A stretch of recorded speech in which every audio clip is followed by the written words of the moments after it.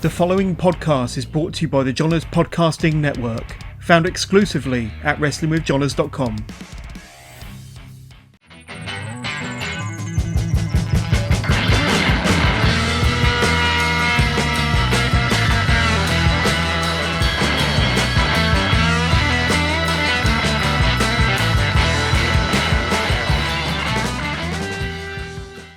We've got a fantastic guest for a Tuesday evening. Just finishing his evening meal there. But you can't blame the guy because he's been super busy. And we're going to be talking to him fresh off of his return to pro wrestling after an 8-month absence from a quite terrible knee injury. But let's start by saying who's here. AMIR Jordan is here, and AMIR is here. AMIR Jordan, great to have you on this live episode of Wrestling with Johners, episode 377. It's been a long time in coming, my friend, but how are you? And thank you for coming on the show. I'm good. I'm very good. Thank you. And you got my new thing in as well at the start. You were saying before, oh, what's your new thing? I'm like, well, there's this thing that worked the other week at BWR. Worked really well. It did work really, really well. And we're going to talk about that. And we're going to talk about the fans. We're going to talk about your return as well at BWR and what the future holds for the rebooted version of AMIR Jordan. But before we get stuck into my very long list of questions for AMIR Jordan, just a quick reminder. I think this is the 5th live interview of Wrestling with Johners in 2025. And it started back in January, early January, with Kid Lycos 2 coming onto the show live early January. A few weeks later, also in January, we had Hustle Malone. And that was a fantastic conversation. Everything about Sacrifice Pro and him very much rebooting himself after a bit of a layoff. Coming back in 2023, 2024, a couple of weeks ago, we had the spectacular twat Charles Crowley on the show for his second appearance, 3 years after he was last on the show. And what a fantastic interview that was, talking all about what's been happening over the last 3 years with Progress, becoming Progress tag team champions, his time over in Canada and all that good stuff. But last week, my most recent interview was with Liam Jones. A fantastic name on the scene who's really been coming into his own over the last few years. But Liam Jones, one of the best heavyweights in the UK. But please go and check that one out. But today, it's all about this guy here. And as we rightly said, who's here? AMIR is here. And AMIR Jordan, welcome to the Wrestling with Johners podcast. And I've got to say, as I mentioned during the intro there, you recently returned about 10 days ago at a BWR show, Warning Shots from Cleethorpes to Memorial Hall. And it was an unannounced appearance, an unannounced return. Your first match after being kind of on the sidelines, shall we say, for 8 months following a devastating knee injury. But first of all, straight off the bat, how does it feel to be back? Feels amazing to be back. Thank you for that great introduction. And your last few guests have been good as well. But 377 episodes is a long one because I've been watching a lot of your stuff online for a long time. It always pops up. Good man. You're like you're becoming the Chris Van Vliet of British wrestling. With all them guests. I try. But thank you. You're the first person to compare me to Chris Van Vliet, but I'll take that all day long. But I mean, how does it feel to be back? Because, you know, after such a devastating injury, and we'll talk about the injury in a moment, but after such a devastating injury and all the hard work that went into the recovery, you know, that grind, that process, getting you fit again, getting you well again, coming back through them curtains 10 days ago at BWR.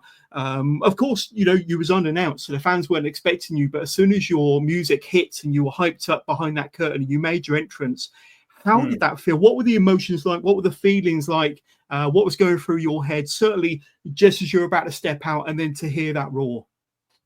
I mean, you described it quite well there, to be fair. Like, it's weird. I've been doing this nearly 10 years now, and this is my third return from an injury. The first two was when I was at NXT UK coming back from my shoulder, and then obviously this one with the knee. Like, I think I've reached a point where, like, I look forward to wrestling so much that, like, it did. Don't get me wrong, it was a little nervous, and the drive down to the show was a little nerve-wracking. But I'm not going to lie, to be honest with you, at this point, not to sound like braggadocious about it, but I kind of knew what kind of reaction I was going to get. Like, I feel like I feel like I've been around long enough now to like know that like I feel like I'm quite established on the British wrestling scene.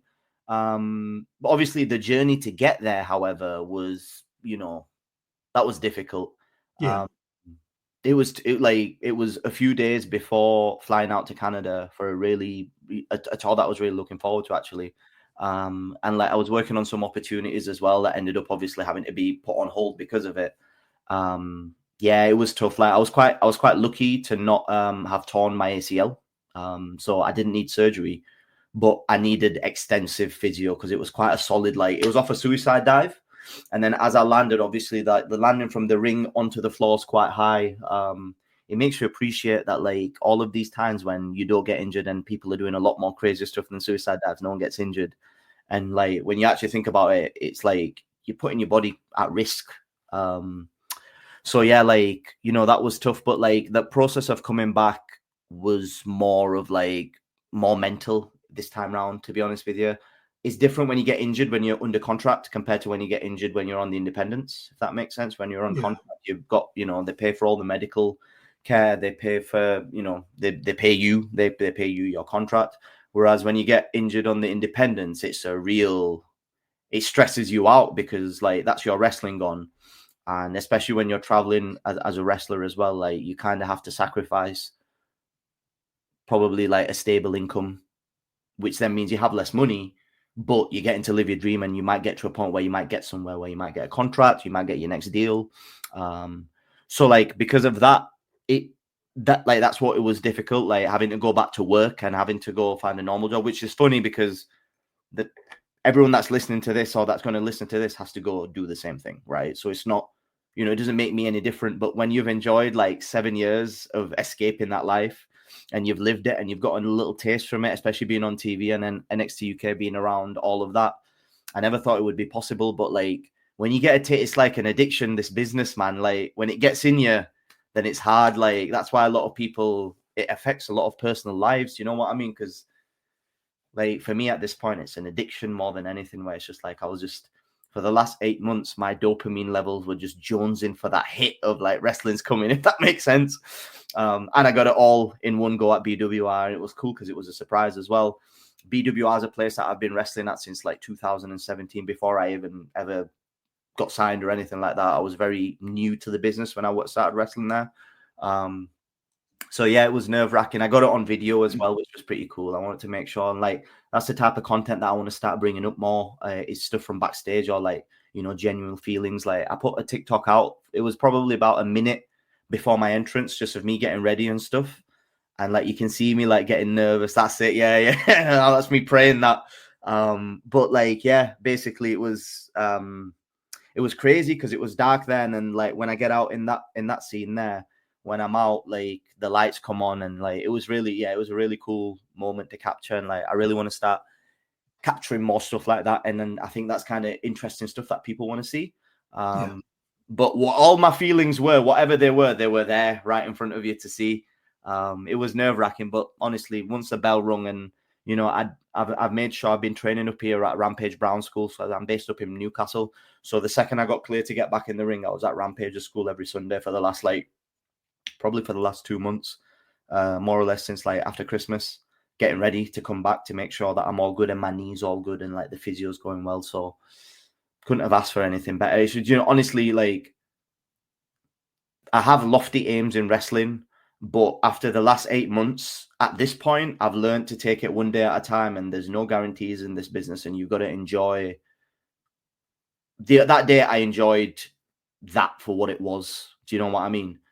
Yeah, absolutely. Let me ask, when you were in the ring, you of course answered Ace Matthews' open challenge, of course, former guest of the show, a right pain in the ass, if you don't mind me saying. Ace Matthews on here. He was a nightmare. He was a nightmare, but no, I love him to pieces. Really love him to pieces. But you know, did everything kind of kick back in again? And I can only imagine that after the bell rang, you locked up. It probably felt like them 8 months away were like 8 seconds. Everything came back, I'm sure. You know what? It was weird. Like those 8 months felt long. Like if I got injured in June, like by the time we got to September from June, I was just like, this feels like forever. I'm having to adjust and I'm applying for jobs and I'm, going for interviews and stuff. And I feel like a completely different person. And like, I don't know if people understand it or not, like on the ground, boots on the ground as an independent professional wrestler, trying to make it work when you've got a mortgage and a family and all that stuff. Like, it's difficult. Do you know what I mean? Especially trying to keep this thing alive during it when you're injured. It felt like the longest 8 months, but honestly, that day flew by, the match flew by, and like, yeah, I guess I didn't really know how to feel other than I'm just glad to be back, if that makes sense. Yeah. And just inching and itching for the next booking, just to get it again, just to get that next shot of, you know what I mean, that adrenaline. That's it. It's a drug, isn't it? It's addictive. How did the knee hold up during the match, and how were you feeling? It was very good. So I've been on a very extensive physio program. I'm very lucky. I found a physio down in Chester Street, Aspire Physio, a man by the name of Adam Fleck. And he actually helped rehabbing some other wrestlers from the Northeast. Rampage Brown went with him as well. And he basically does a really good job of putting you back together, to be honest with you. But it was a very stringent, very disciplined physio program, and like the knee's feeling good now. To be honest with you, I was probably had a bit of an issue with my meniscus probably since January of last year, but I was running hard. I had another Canada trip planned. I was trying to make it, to the next opportunity, and you just keep going. So realistically speaking, that knee probably went when it had to go, because if I did get a big opportunity and my knee still wasn't looked after, it could have gone then, because I'll have been, on planes or like wrestling every weekend and stuff. So like I had to do a lot of like strengthening and single leg work and all that stuff. And like, it really, like, I've got pretty strong legs naturally, but it kind of made me appreciate like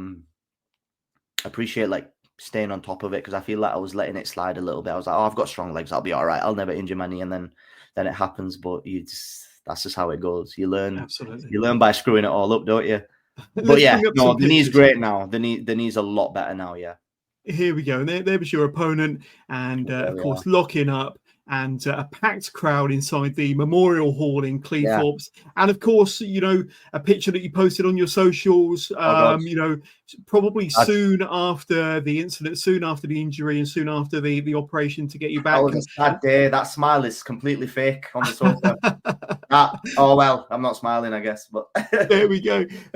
Some clips from your recovery, from the grinds, from the physio and the workouts, and getting that strength back, getting your legs and your knees as quick and as powerful as they were before, and of course your important weight training. But on top of all of that, you also found time to do work with Dan Bryden, didn't you? Now, I've spoken to quite a few guests on here that have worked with Dan, and not only were you kind of working on obviously the injury and recovering from that, but you also put in the work as far as kind of the look as well, and the physique as well, AMIR, and kind of probably looking as good as you've ever looked. And like I say, here's some before and after comparison pictures which I've taken from your socials, and there's a contrast there. There's a stark difference between the picture on the left, the picture on the right,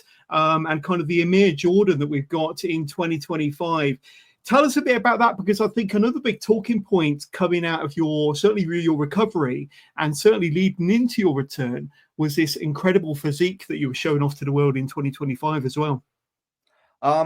Yeah, so you're very lucky that picture, that before picture, is from like November. Really? I got injured in June, and I depression ate for months. So if that picture was taken in, I don't know, maybe September, October time, or September time, that gut would have been a lot more. So at that point, that before picture there is kind of me working on my own type of, like, whatever I know about working out and dieting and trying to bring myself down. And it was around December time I got in touch with Dan. So I saw what Dan did with the likes of Miles Kamen and Leon Slater, and like working with Dan did wonders for them. Do you know what I mean?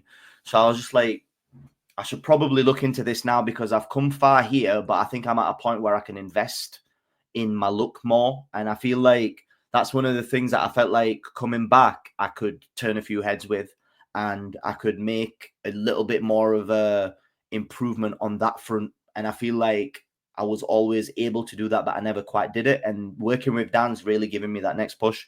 Like, bro, he's strict. Like, he doesn't let you eat anything that isn't good for you. Do you know what I mean? But the best thing is, as you can see, that was 12 weeks worth of work. Like, even less than 12 weeks, because I did that photo shoot a couple of weeks before I actually finished my cycle. But like, honestly, he's very good. He's very good. And working with him sorted me, like, it sorted me out. It keeps me right. Do you know what I mean? And like, I want to improve in all aspects of the business, and I want to come back and I wanted to make sure that those 8 months that I spent on the shelf were spent thinking of, how can I get myself in better shape? What type of promo can I do? What catchphrases can I have? Like, I'm trying to show like that the 8 months that I've been out for haven't been, okay, it's just that same person coming back, if that makes sense. Absolutely. And obviously in wrestling, it's a very aesthetic business. So like, I think that's one of the main things that was like, all right, if I can come back ripped, then that'll get something going. So I'm still working with him. I'm still on a plan. So like, that was at the back end of a leaning out phase. So like, he had me on, like, by the end of it, I wasn't eating a lot of food. But now I'm slowly building it back up. So over the next couple of months, over the next 2 or 3 months and stuff, I'm trying to put on a little bit of muscle and size. So it's kind of nice because I'm looking like that at this point, and that's kind of like the smallest I'll be. And then we're going to slowly build back up. So I've put my trust in Dan Bride, and it's well worth the investment, especially if you're taking this business seriously. And like me, you want to make it. Yeah, highly recommended. I want to skip back to the return now. And when did you decide in your head that you were ready to make that return? And when did you first reach out, or when did BWR reach out to you about coming back on their show? So I started getting messages about turning up to shows because there was quite a few big shows on last year in November. And I started getting messages about returning during that time. And at that point, it had been like maybe 5 or 6 months since my knee had healed up, and it just didn't feel right. Do you know what I mean? Yeah. Yeah, like some of the top promotions got in touch up north, and like it just didn't, like, I was so tempted because I missed it so much, but I just knew, like, I've got to be adult about this. I've got to be mature. Like, don't rush into it. I felt like I could have back then, but looking back at it now, it wouldn't have been the smartest choice. I think once the new year came in, and I had been cleared to return to the ring by my physio just to train, when I went down to Rampage Brown School, like first week of January, I think that's when I knew, like, I'm ready to come back now. So then after that, it was just bumping. It's just, you got to get used to bumping. You got to get your body calloused up. You got to start, practicing your strikes again, working your holds, and like, selling and all that stuff, and like just the performance element of it, because it doesn't come back straight away. It takes a while. So like 4 or 5 sessions in, yeah, felt ready. I think I timed it right, and like, touch wood, that like nothing happens now injury wise for a while at least. Oh well, for a long while we all hope. For a long while we all hope, and we touched on it there at the top. But the reaction you got from the fans when you did burst through them curtains, when your music sounded, you burst through them curtains. Obviously, we've already said this: you were unannounced. It was an open challenge. But focusing on the fans, and they've always been in your corner. They've always backed you from day one for a long time now. But the reaction you got, and how that must have made you feel, it must have been kind of made what was, it must have certainly cleared any butterflies or any nerves, and made you feel like you were back in the game. But the fans have always been a big part of your journey, and they certainly were on that night as well. What did that reaction mean to you? Mate, honestly, like, that's the, especially as a babyface as well, like, that's the drug, innit? That's what that's what you hope, and that's what you want to get. And I've got, like, it's like I said, I finally gotten to a point where, like, I can be confident in what type of reaction that I'm going to get. So like, I feel like the butterflies in my stomach weren't if they're going to come for me. The butterflies in my stomach were more about how am I going to feel, because it's felt so foreign after 8 months where I feel like my whole life's changed. If that makes sense? Yeah. Like,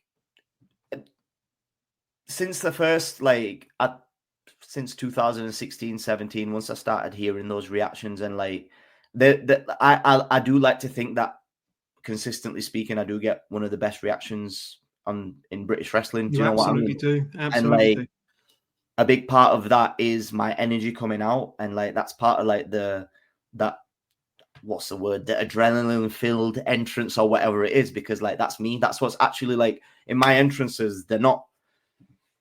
They're somewhat choreographed, but especially when I'm out on the stage and stuff, most of the time it's not. Most of the time what you're seeing is the adrenaline just pouring out of myself, like dumb shit like that. Taking pictures with people and like, yeah, well, yeah, you've done your research very well there. But yeah, like I feel like in my entrance, that's it. Like that's what it's all about. And I feel like it's nice, especially on the indies, and that's kind of like my identity on the British wrestling scene. But on the independents anyway, when I was in WWE, you have to do a very certain specific style, you know, and you've got time constraints. Whereas on the independents, my entrance is kind of part of my match. And the coolest thing is you never know where I'm going to end up. I might end up banging on the ceiling if it's possible. And like the coolest thing with the independents, especially in British wrestling, every venue you go to has it's different, isn't it? You Setup. work in men's club, you go to a nightclub, you go to a camp show. So like some venues are big, some venues are small, some venues you can do laps around, you know what I mean? Others you're tiptoeing and like you're doing whatever. So like, you know, that's what I miss. That's what I enjoy doing, is like going and like interacting with the crowd, because that's how you Absolutely. can get them to care about you, is if you go there and be yourself and be the best version of yourself there. If that kid wants a high five, you give him a high five. If like that group of adults are having a few drinks and you go over to them and you're like, you mad heads, you're off your heads. You know what I mean?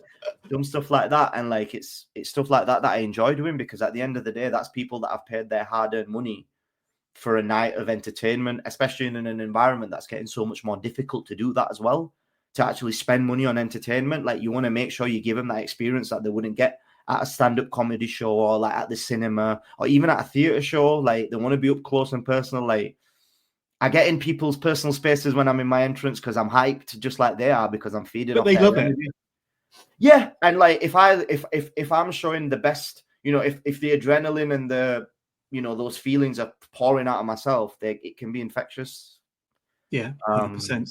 So yeah, man, like you miss it. You just miss that connection, because that's what we do in wrestling, don't we? We have to. It's our job to connect with people, and like that connection you do miss when you're not. You know, you're not going to get that connection sat in your office job, are you? Well, you're not missing it anymore, because you're fully back on the scene, and we'll talk about plans for 2025 and how busy you're hoping to be. But about a week before your return, a certain promo video drops. Now, I've checked, and you've done about 60,000 views across all platforms. It's absolutely doing fantastic. But I think more importantly, it was so unique. It was so different. Now, here's a few stills, because I do want you to add context to, you know, the thought process behind it, and the production, which was absolutely fantastic. The acting by yourself as well, my friend, was absolutely fantastic. But what it showed me was of this guy that's back in the real world again, but he wants to be back in that kind of addictive world, that addictive fantasy land of professional wrestling.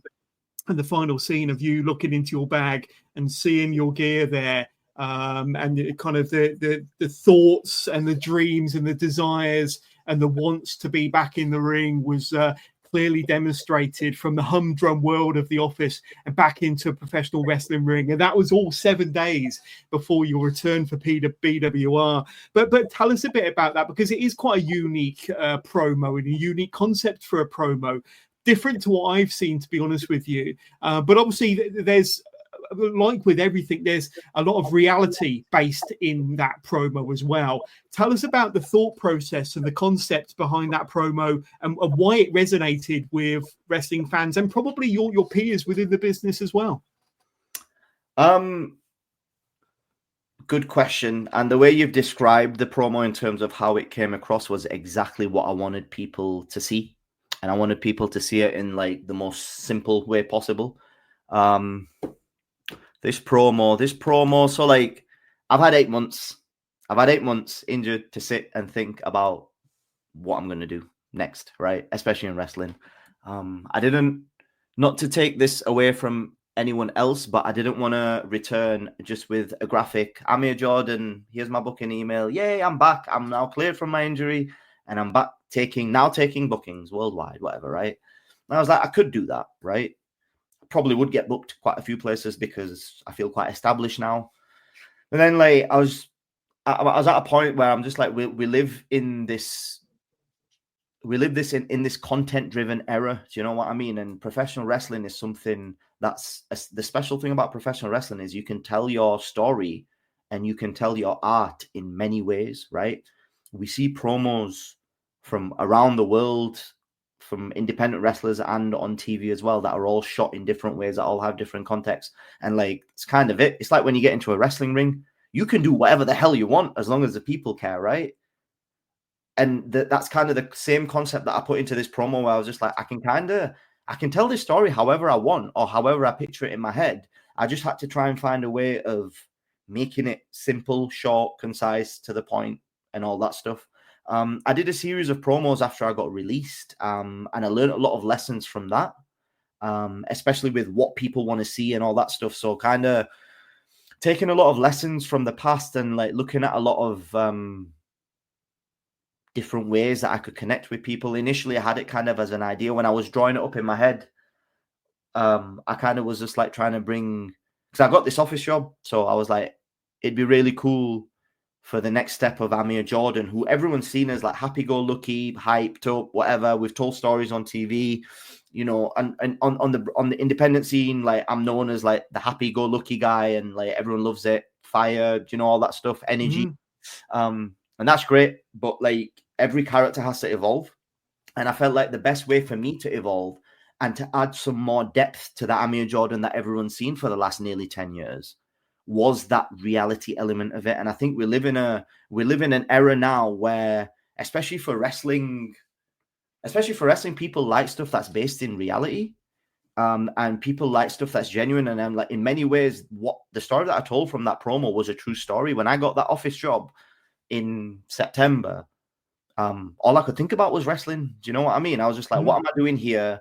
This is what's going on. So really that 1 minute 37 video was just kind of a dump of what's been going on in my head for the last 8 months, really. Story wise, like I utilize the services of Alex Air, who does a lot of the videography for North Wrestling. So I've known Alex for quite a while. He did a really good job like editing it and putting it all together. And like kind of taking all my crazy ideas and putting them all in one. I had like an idea of like, you know, in Matrix when Neo sat at the office and he gets random secret messages from someone telling him that he's the one.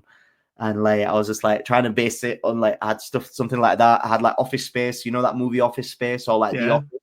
You know, I took little bits from that, and like I wanted to take something from like, you know, Better Call Saul. Have you ever seen Better Call Saul? 100%, big fan. Yeah, you know, like where there's that black and white bit at the start where this guy's been this crazy millionaire, whatever, lawyer doing all this stuff, but now he works at a Cinnabon. And like the idea started from there and kind of came further down, you know, taking all the crappy ones out of it. And then it kind of came into like this. So like I was working on like the script of it up until only a few days before we filmed the promo, but like it kind of started from taking stuff like that, which is, you know, people having to go in another world, do something that they're not meant to be doing. Yeah. And all they're doing is thinking about what they're supposed to be doing. Like Saul Goodman is thinking about his days. And, you know, there's little reminders that he gets throughout the show that remind him of his time, you know, time being the lawyer. And like Neo gets these little reminders. Well, they're not reminders, I guess, but Neo from Matrix is like, this is not what you're meant to be doing. You are the one kind of thing. So like, that's kind of where it all came from. And yeah, like it all fit in the end in terms of what it is that I'm trying to bring across, which is like, I feel like the thing that people could relate to is that we all have jobs that we have to do. We live in an ever-changing financial environment where like, I feel like everyone's savings are just coming down, further down, right? It's getting more and more expensive. And like, there's a lot of people in today's world that are having to put to one side their hopes and dreams just for financial stability. In many ways, I kind of got a little taste of that over the last 8 months where I was just like, there was times where I was thinking, well, if this knee's not good, I'm going to have to give up this dream of mine. I'm going to have to, you know, just try and focus on trying to make as much money as possible or go back to finance or whatever. And, you know, that would be fine. because that makes me just like everyone else. But you know, there's that one thing that's always missing, and that's kind of the point that I wanted to get across with this promo, is that everything is fine. Like, my bills are paid, my mortgage is paid, my wife's, do you know what I mean? My relationship's good, but there's just, do you know what I mean? There's just that thing, and I wanted to leave it kind of open-ended at the end, where it's just like, you know, I've got to do this, but I'm doing this so that I can wrestle, so that I can live my dreams, so that I can get somewhere. So it's kind of, I'm thinking about maybe doing some more, to be honest with you. But that was kind of the start of this guy's journey of, well, this is my life, this is my situation right now. What am I going to do from here? How am I going to do a whole series? You know, you could do a part 2 following on from that, and a part 3 following on from that, and people will follow your journey from the shirt and tie back into the trunks and the boots. Yeah. But who knows? Who knows? Hopefully it's like a promo where I've got on a sick contract at a big company, and the promo just is me walking in, handing my resignation, handing in my lanyard, and just walking out. 20 seconds. Let me ask you about that, because now that you're back, and now that you're feeling great, and you're looking better than ever, but you are kind of back in the rat race, so to speak, you know, with a 9-to-5 job. But obviously, as the promo told us, and just from speaking to you, you know, you lived this dream within WWE and NXT UK. The last 8 or 9, close to 10 years of your wrestling journey, you know, has given you pretty much everything you wanted. But now you are kind of doing a 9-to-5. What are the dreams and the desires going forward now that you're back? Now that you're possibly the best version of Amir Jordan, you know, physicality, and with all that experience and all that skill that you've learned over the years, you know, where do you go from here? I don't even think I've scratched the surface of what I could potentially do, in terms of like, I feel like I'm still a new wrestler, if that makes sense. I still feel like I'm quite fresh. I still feel like there's a lot of places for me to go just in British wrestling. I feel like I'm ready. You know, I started my training at Progress Wrestling back in 2016. Do you know what I mean? I wrestle for them at a variety of their shows. I want to come back. I want to come back to the place that I started. I think there's still a lot of really cool stories that can be told there. I want to start wrestling more in Europe, because I've gotten a little taste of that as well, and I want to start going out in Europe. Watch this space. At some point I'll see myself in Canada again. Ultimately, I've not been fully sure of this for the last 8 months, but I am sure of it now. Like, I know I'm going to get something, and I want to sign another contract, because I've done it once, and I've got to almost kind of prove to myself that I can do it again.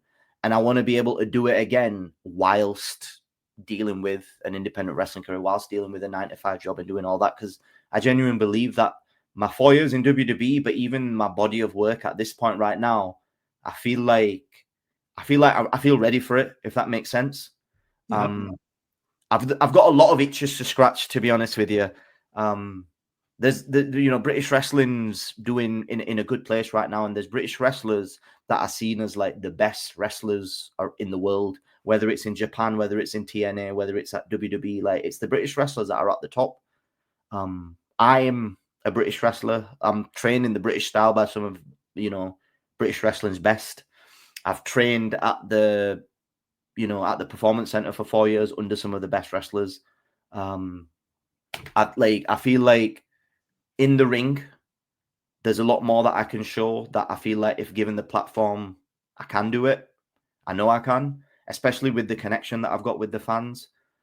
There's a lot, man. There's wrestling's always on. Wrestling's in a great place. I want to jump right into it. And yeah, there's places that I've got to tick off. Absolutely. I'd love to come have a run at Progress Wrestling, because that's the place where I started. I did ring crew at the Electric Ballroom in 2016, watching Mark Haskins versus Will Ospreay in a main event. Skinny little me stood there. Do you know what I mean? That's where I kind of started my whole career. I've never gotten to wrestle at the Electric Ballroom, but I've done like the Garage. I did the one in Sheffield. That entrance was cool, because I did the one in Sheffield that was at Snowgrass, if you remember that. Yeah. I got onto that show last minute too. A lot of my big opportunities have come last minute, but I was just like, I got to smash the hell out of this entrance. That was crazy because that was the show that got the ball rolling for WWE, because that's where they noticed me first as well. And I was actually getting ready for a tryout off the back of my performance on that show, which then led me to getting on NXT UK. So it's kind of, it's kind of weird that it worked out like that. But yeah, honestly, mate, like I want to be those are like some of the, especially getting the next contract and all that stuff. Like sometimes a lot of these things are out of your control in terms of when they will happen. You have to look at what's in your control and what's in front of you. That's why, like, I had to look at, okay, well, the shape that I'm in, that's in my control. The type of content that I put out, that's in my control. Getting booked this next weekend, that could be in my, do you know what I mean? So I'm just taking it one step at a time. But being the master of your own destiny and kind of, yeah, picking up the ball and running with it. This, you know what it is? Like, I've been nearly a decade now, and I've kind of, it's weird because when you're running hard in this business, like you do get that certain level of grizzled, and I feel like I've gotten that grizzle now. I've got a little gray in my beard too. You get that, you get grizzled, and part of being grizzled is the stuff that you have to put up with in wrestling, right? The opportunities that may or may not come, the promises, the person that in that promotion that liked you, that could have gotten you an opportunity, but that's no longer there anymore. So you have to just carry on. There's so many little things that can, like, and ask a lot of the wrestlers that have been doing it for 20 years. There's so many opportunities that you can feel like are nearly there, but then they get taken away somehow through no fault of your own. Like, I'm in a very lucky position that within the first 2 years of wrestling, I got signed to a contract. Throughout many conversations with a lot of wrestlers during this last 8 months, one of them told me, they go, well, how long did it take you to get signed? And I said 2 years. And he was like, oh, well, were you in NXT UK for the whole period? I was like, yeah, episode 1 to episode last. And then he was just like, well, that's the issue there. And I was like, what do you mean? And he was like, you got a big break very early in your career. So now for the rest of your career, until you get to that level, you're always going to chase that because that's your standard that you've kind of set. And in a weird kind of way, it brought a lot into perspective, because when I got released from NXT UK, my thing was, right, okay, what am I doing next to try and get to that point and trying to get to that level? There's a good thing and a bad thing to that. It's good because it means that you're ambitious and you want to get to a higher level, and you want to keep pushing. Sometimes it can become a bit obsessive as well. And I've got a habit of being a bit obsessive as well. And you got to find the balance. You mentioned some very important things there. Like I say, you've obviously got the experience, you've got the skill, you are grizzled now. You've been through the rough and the smooth. So you've kind of, built up that kind of tough exterior of being able to kind of deal with the rough and smooth. And most importantly, I think you've got the right attitude as well. You've got the right positive mindset. And looking at all opportunities as an opportunity. I do want to skip back because you mentioned about kind of the stints you had with Progress early on in your career and getting signed very early as well, maybe only 2 years into the business and getting signed with WWE. In a lot of cases, that's pretty much unheard of. But give us a bit of a picture and a bit of an outline as far as the timeline as to when that happened, because obviously in 2017 we had the very first United Kingdom Championship tournament, and then kind of, UK talent were getting signed by WWE, but there was nothing concrete. There wasn't a TV show.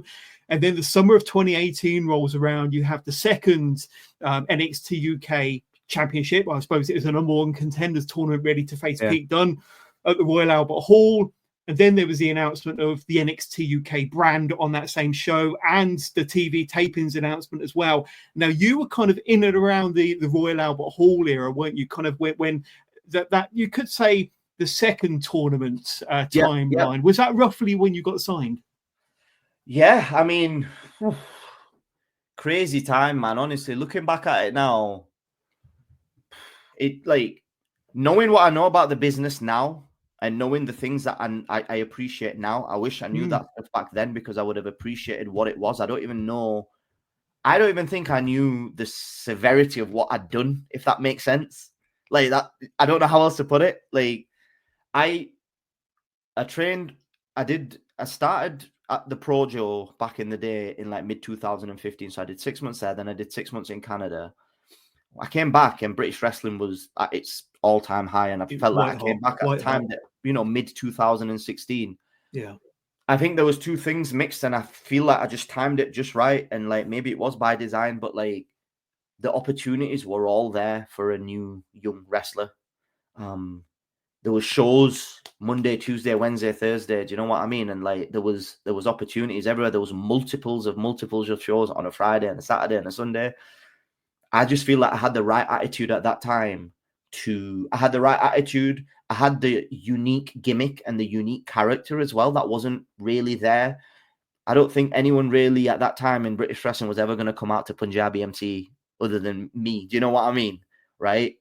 Those things mixed in together with all of that meant that I gave myself the best possible opportunity, and the opportunities were there not only to wrestle, but to train with the best as well. Because when I wasn't getting booked, I don't know how I was doing it, mate, honestly, because I was working a full-time job back then too. And I'm just like, I'm 34 now. I'm like, I don't know how I was doing that. Still getting the gym and still doing all that stuff. I think, like you said, it's an addiction. So like for me, I don't think I'll ever quit. Do you know what I mean? But I just hit it. I just hit it at the right time. I caught that peak. And then it was 2017, like you said, when the first UK tournament happened. Yeah. And in the back of my mind, when I saw that, obviously, as someone who had just gotten in there, even at that point, I don't even think I'd debuted for North yet at this point, or like Rise even. Like I was just finding my feet in British wrestling. I saw that and I was like, if they're interested in the UK, that to me felt like a million miles away at that point. I was just like, maybe if I just push hard and I try and wrestle as much as I can, you never know, right? Obviously, what ended up happening for that year again. Like I ended up quitting my job. I went on the camps because I got an opportunity to go work the Butlins camps and the Mega Slam camps, and I was getting booked on the Indies and like started selling some merch. Wasn't making any money, and it's crazy, man, because that 2017, that whole year, I was so busy wrestling because of the fact that there were so many opportunities. It was like Tuesday night graps on Tuesdays. Defiant was doing tapings on Mondays. It was crazy, man. Look back at it. It was wild. But if you caught that, that tidal wave, you're on. And I just got into that habit of it, and I was getting reps in. I was getting better every week. I was getting more over every week. I was starting to get bigger opportunities and stuff. And yeah, like I said, it all kind of culminated in December of that year at that Snowgrass show that I turned up just to help out at because I wasn't booked. And at that point, I was about to run out of money. I was actually going and speaking to recruitment agents in Leeds because I was living in Dewsbury at the time in Yorkshire. Because I was like, okay, I'm going to have to go get a job now because I'm running out of money. So I'll keep this wrestling thing going and I'll go get a normal job. That Snowgrass show happened. WWE got in touch with me after that about a tryout. I kept running hard. I got offered ITV to do World of Sport. Didn't even have to do the tryout. And from December to April or May, was it? Within 5 months, I had a email in my inbox saying we'd like you to be part of this second tournament. At that point, there was no contract on offer, but like that was, I don't know how to describe it because it was unbelievable. I remember at the time, there were names getting thrown about because rumors started and stuff, and they were like, oh, they're going to do a second tournament, and people were throwing big names out: Zach Gibson, Flash Morgan Webster, Dave Mastiff, like all these big names, and no one was mentioning my name because no one expected it because I'd not even been wrestling that long. Like I feel like I'd made a good splash on the scene, but not that much. I'm not Brock Lesnar, do you know what I mean? Like getting signed that quickly. So like when I got that email, and then honestly, mate, like I had run out of money. We went down to the O2 to get our medicals done and to sign our contracts and stuff. And even though our expenses were paid, I didn't want to go in my overdraft. I still booked a mega bus down, 15 quid from like Wakefield Woolly Edge to King's Cross. And I got like the tube across to the O2 arena and stuff. Like I was skint because I'd put everything into wrestling. If I'm honest now, like I had no money, but I was the happiest I'd ever been. Do you know what I mean? Like I can't. Yeah. Kind of talking about it now is kind of bringing back the perspective of what I feel like I should have had back then because I've got that perspective now. Yeah, that comes with time, doesn't it? That will comes with experience and time, 100%. And like you're not going to know that straight away. I was in many ways intimidated in a dressing room that had like Pete Dunne, Dave Mastiff, Mark Andrews, Tyler Bate, Trent Seven, Jordan Devlin, and all these guys, Joe Coffey. Do you know what I mean? Because those were Did you guys. feel like the new kid on the block? I mean, you mentioned some names there, but that locker room, the best of the Didn't best. know who I was. A lot of them didn't even know who I was. I'd not even met a lot of them before. Do you know what I mean? I mean, most of them. I mean, to be fair, most of them I did. There was a few that I didn't, but I would not been around for that long. So you've got guys in that locker room that have known each other since 2006. Sure. And like I got along with everyone, and like I've got a good rapport with a lot of my colleagues and stuff. But like I just not been in the business that long, so for me, I'm sat in a WWE locker room. Do you know what I mean? Like I'm shitting myself. That first day that we went to get our promo shots done, and they were doing the moving shots and all the slow-mo stuff, and we got our pictures done, and like the main roster started walking in, and then we ended up going to the ring and all that stuff. Like that is a young man right there. That is honestly. You look dead happy. Oh man, this is what I'm saying. Like it couldn't have been going better for me within the first 2 years. Like I got signed to a WWE contract within the first 2 years of my career. I couldn't. Like that was at Royal Albert Hall. Actually, you were speaking about Royal Albert Hall. We turned up. Like the next thing couldn't be topped by the next. You know what I mean? The next thing kept getting topped and topped. As me stuff behind Triple H. It was cool. It was the best. I got myself right in the middle there. Some great pictures, some great memories. Mate, honestly, like every moment just kept getting topped by the next at that point. It was ridiculous. And like it was at first it was getting the email, then it was getting to go down and be around the main roster. We were taking pictures, and I did like this pointy pause, and I had my hand here, and Baron Corbin walked past, and he goes, "Get your hand away from your face. That's a moneymaker." And I'm just like, yes, I will do that. I'll move my hand there, but as if that just happened. You know what I mean? Like silly little things like that, and actually getting into a WWE ring. I think on the first day or the second day, I think it might have been the first day, Robbie Brookside had us and doing some stuff whilst we were getting set up for Raw. I might have been SmackDown, so it might have been the second day, but it was crazy. And then doing the tournament at Download Festival, wrestling Zach Gibson, actually getting to wrestle for the WWE, then being on the show, then getting offered the contract. It was, yeah, like thinking about it now and actually talking about it now, I don't think I knew how to take it in, if that makes sense. Yeah. Yeah, absolutely. I'm going to bring up some more pictures. This was the poster advertising the 2 nights at the Royal Albert Hall, of course, and then of course they announced NXT UK and the TV product.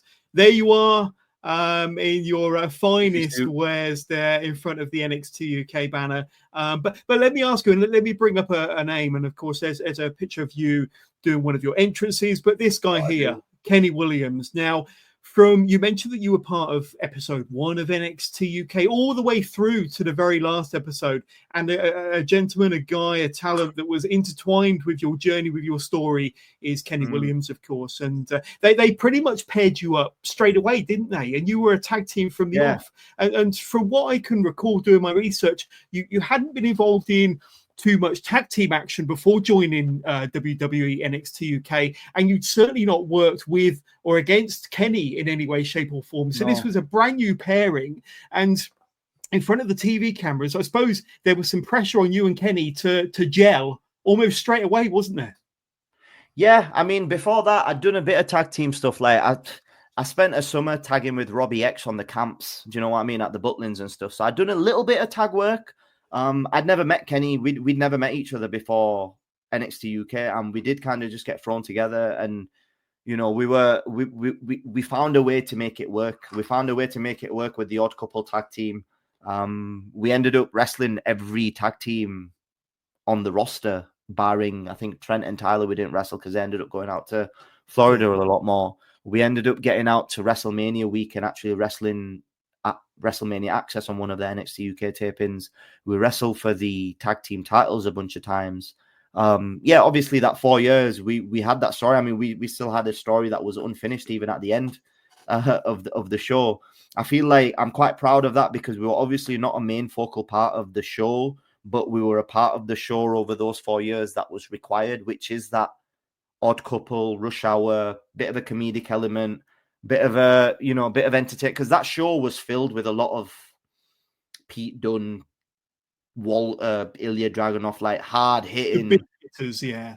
solid, technical stuff, like, and that was all great. And I'd have loved to been able to show off that side.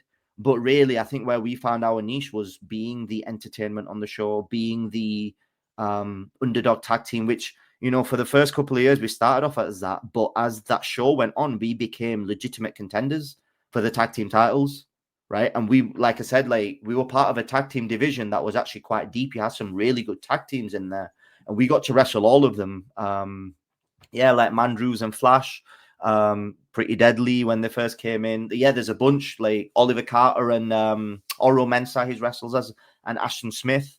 So in and amongst, like, the whole lot. Yeah, we wrestled GYV a lot as well. Yes, absolutely.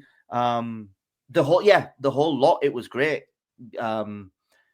But you guys had a good run. You guys had a good run as a tag team through the back end of 2018, through 2019, into 2020. You guys had a good run. I know that there was 1 or 2 injuries in there which kind of delayed things. But you guys, I think through all of 2019, I don't know if you realize this, but from late November 2018 all the way through to early 2020, so over a year, I think you guys went undefeated. Yeah, we went on a win streak. Yeah, we did. You did? Exactly. And that's what ultimately led to getting the tag team title shot. It was cool because in and amongst that 4 years, I mean, like, that's one thing that I do take as a proud achievement, was being part of a WWE show from start to finish and being a part of it that people remember, that wasn't necessarily something that had a title involved, if that makes sense. We had tag title matches because we got to that point as a tag team. We were quite creative with, like, the vignettes and the entertaining promos that we filmed. We did singles stuff during that time. I wrestled JD McDonough for the Cruiserweight title. I'm pretty sure Kenny did a bunch of stuff. I think he wrestled Finn Balor at one of the live shows as well. So it was, from 2 people that had never met each other to achieve that on a WWE product on that level, like, I'm quite proud of that looking back at it now. By the end of NXT UK, I wanted more, and, we weren't wrestling as often as I would have liked. And, you're in wrestling, I feel like you're always frustrated at something anyway. I've come to learn that now. A lot of feelings I might have had when I got released, those feelings out there now, because you learn and you understand and you mature into the business. Those 4 years were like a crash course for, like, my maturity in the business and knowing how things work at the highest level, knowing how things should be done and learning. And that, being part of the show on a consistent basis, like, when I wasn't injured, I was always consistently booked on that show. And for someone that had only been wrestling for 2 years before I got signed to be able to get to that level where I'm being consistently used on a wrestling show, it was a massive achievement for me. Like, there were some wrestlers that got to NXT UK after like 15 years of graft. Do you know what I mean? Yeah. For me, for most of that part, and, I'm happy to say it. Like, I was happy to be there, and I was happy to learn, and I looked at it as more of a learning opportunity. And as much as I showed in the final product and in my performances and stuff, I learned so much about performing at the Performance Center, because that's where I spent so much of my time as well. That whole experience, honestly, like, 2 years on now, knowing how the wrestling business works, that was an amazing experience for someone in my position. Yeah. We're going to bring up some more pictures because we briefly mentioned this tag championship match. I think that may have been the match where things went south between yourself and Kenny. You had the loser leaves NXT UK match, no disqualification. And then, of course, a little way down the line, we saw this guy here, Tiger Turan. But I mean, obviously the doors closed on NXT UK a couple of years ago now. And what were the emotions when you heard the news? I mean, I don't know whether there was rumors going around the locker room beforehand amongst the talent, but, for my mind and for a lot of wrestling fans' money, NXT UK was putting out a solid product every single week. There was a certain point in time where it was easily delivering the best hour of wrestling pretty much anywhere with some of the matches you were getting. Thinking back to Pete Dunne, Walter versus Dragunov, and some of the tremendous, some of the takeovers, the UK takeovers were easily up there with some of the best wrestling shows of that year. It was solid action, great storylines, and it really introduced the world to what British and European wrestling had known all along. It was the best on the planet, and it was a hotbed for a reason. And you were part of that during them 4 years.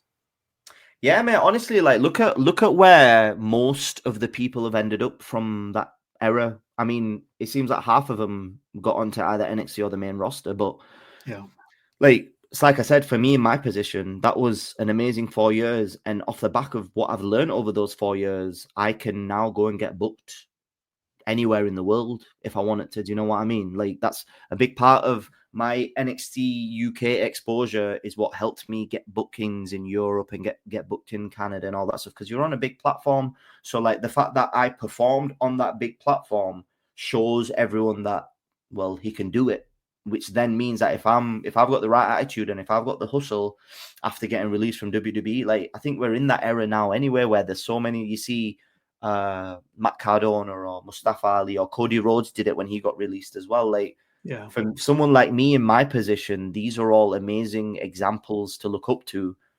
Look at Drew as well. You know, Drew got released, exactly, spent a few years on the indies, and now he's yeah, putting out the best work. It's a different business now. It's a different Yeah. business now to what it's been for a long time, because WWE is on Netflix. There's AEW, there's TNA, there's other companies like MLW, NWA. There's all sorts, and like the independents are going so well too.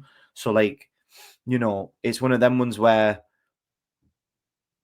the one cool thing that I got to do was wrestle for TNA as part of their UK tour. So that was really cool because I was working on getting in front of them as well. And that was really cool because I got to wrestle Rich Swann at the Coventry show there. But, you know, that was somewhere where there could have been an opportunity. AEW is where there can be an opportunity. Sky's the limit, really, in many ways. A lot of these international promotions are where there can be opportunities. A busy schedule, getting to travel around the world is something that's quite attainable for a wrestler like myself. You know, that's where the Canada idea came from, because I was just like, okay, well, I want to do something different post NXT UK.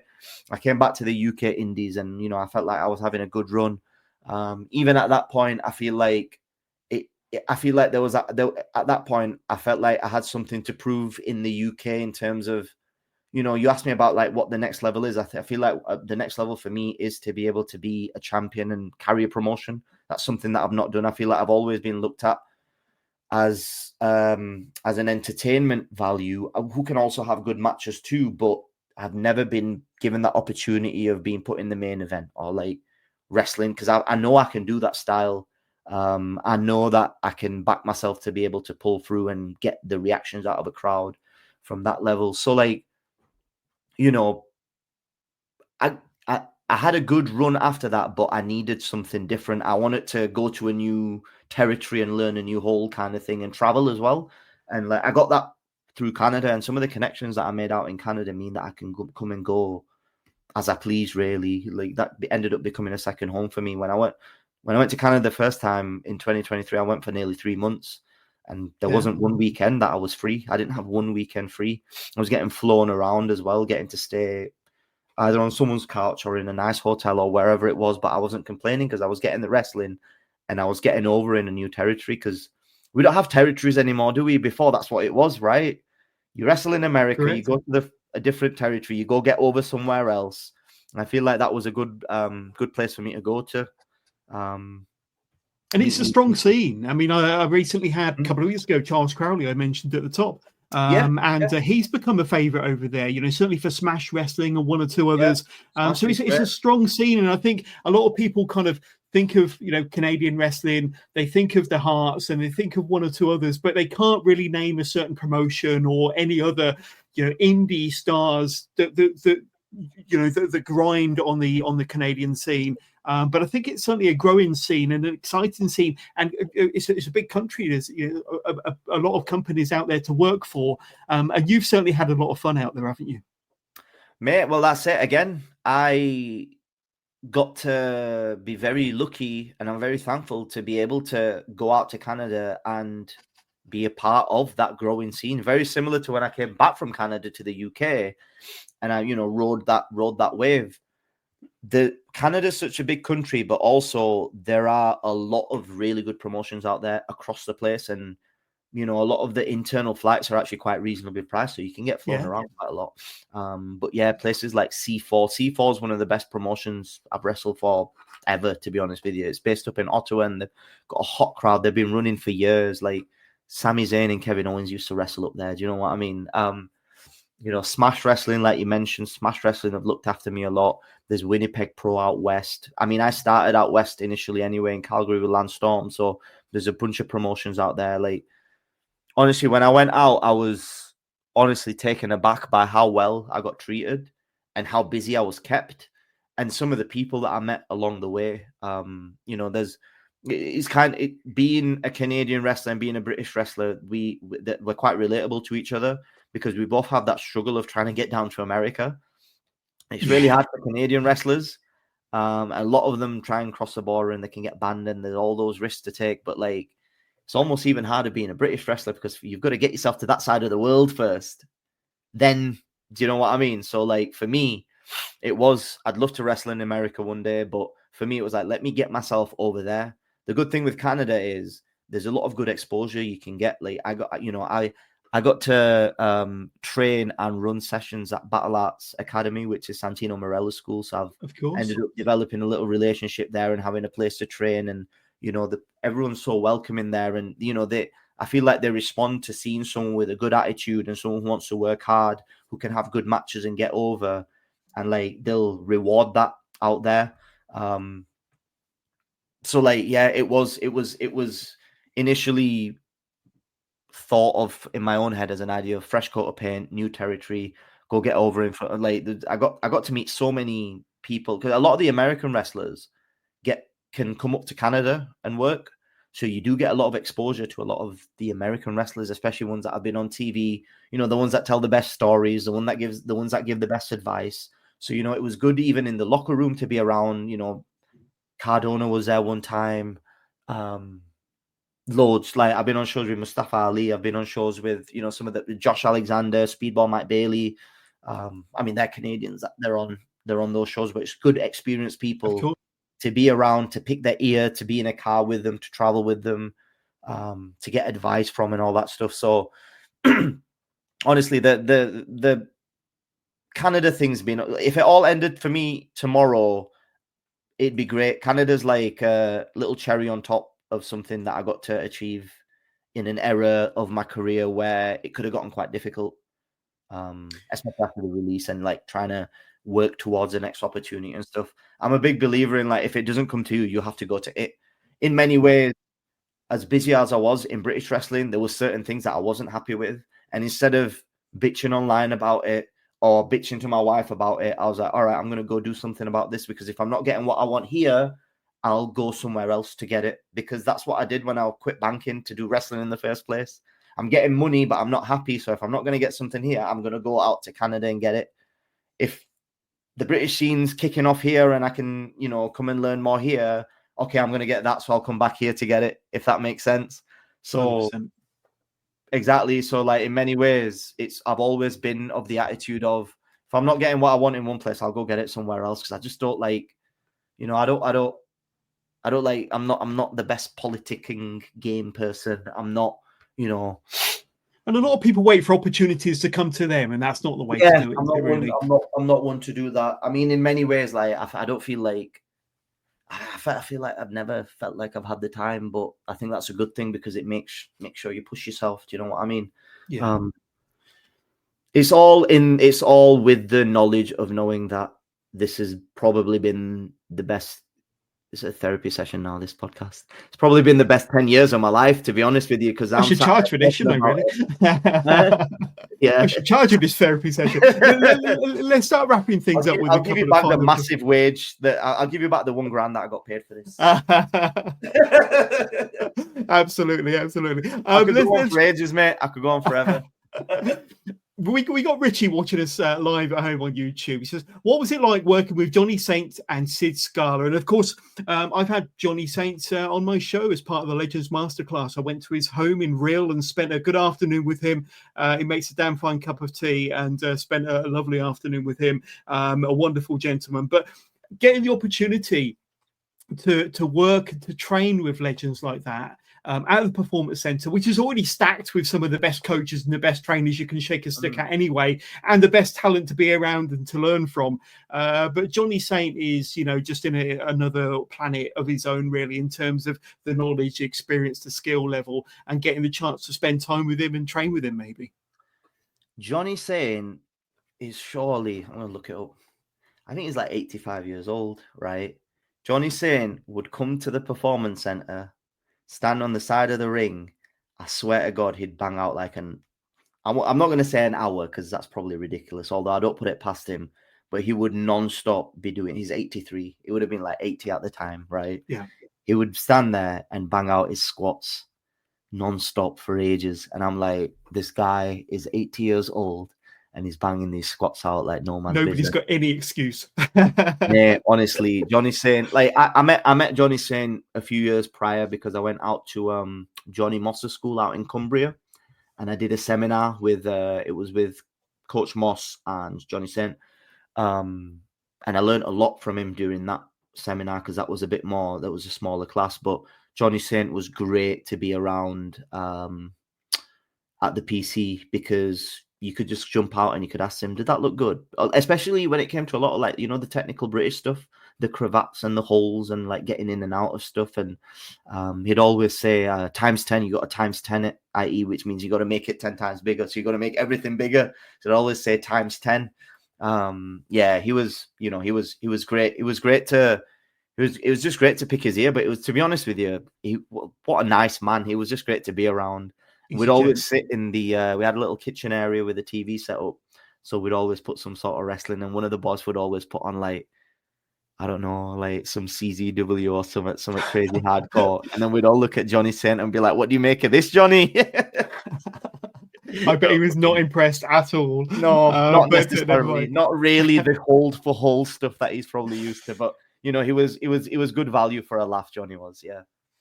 Absolutely. And we had Darren that reached out to us before we went live. Who's been the toughest opponent of your career? Let's be honest. I mean, you faced, some of the biggest and baddest people out there, whether it be on the indies or even in the WWE ring. But any that stand out to you as being the toughest opponent, Darren asks. God, I've wrestled some big boys. I've wrestled some big boys. Do you know what? As a performer, one of the scariest ones was, and like not scared, like probably was. I mean, to be fair, it was intimidating. It was in Doncaster. I wrestled Lance Archer. Do you remember Lance? Lance Archer, absolutely. Right? So big this guy, guy is like, he's that tall. He's that tall, and I kind of had a very similar experience when I wrestled Rampage Brown as well at North. There's certain people that have presence about them. It's aura, it's presence, right? And like, I remember when I was planning the match with him, with Lance, and I did something similar with Rampage Brown as well. In my mind, psychologically, I was just like, if I'm coming out first and this guy who is 10 times bigger than me is coming out second, my idea to both of them was, especially to Lance Archer, was, because the way I looked at it, I was just like, you're not going to come in the ring, the bell's going to ring, and I'm supposed to like try and make this realistic. What would I actually do? Well, what I'd actually do is I'd suicide dive you on your entrance as you're walking down. You know what I mean? And then get started, and then eventually you'll probably grab hold of me and start beating the shit out of me, right? Yeah. But for those few seconds when I seen him walk down, like, it's like you say, it's the aura, it's the presence, like, and then that's what kind of almost takes over you for a second. And I'm seeing this guy, and like, American wrestlers are all so big and tall, and like this, there's big and then there's big. He's walking down, and I'm like, right, that's it. I'm just gonna have to go for it. And I seen him. I was just like, right, off we go. And I just ran back across the road and I just flung myself at him. The guy was so big. I felt like I bounced off him, but like he caught me. But it's like bouncing off someone and then, wrestling him in there. I was just like, I could punch you, I could kick you, I could do whatever. But this guy is just, he was like a fridge. Do you know what I mean? He's like a tree, isn't he? Yeah, he's huge. Like I think he's every bit of 6'8".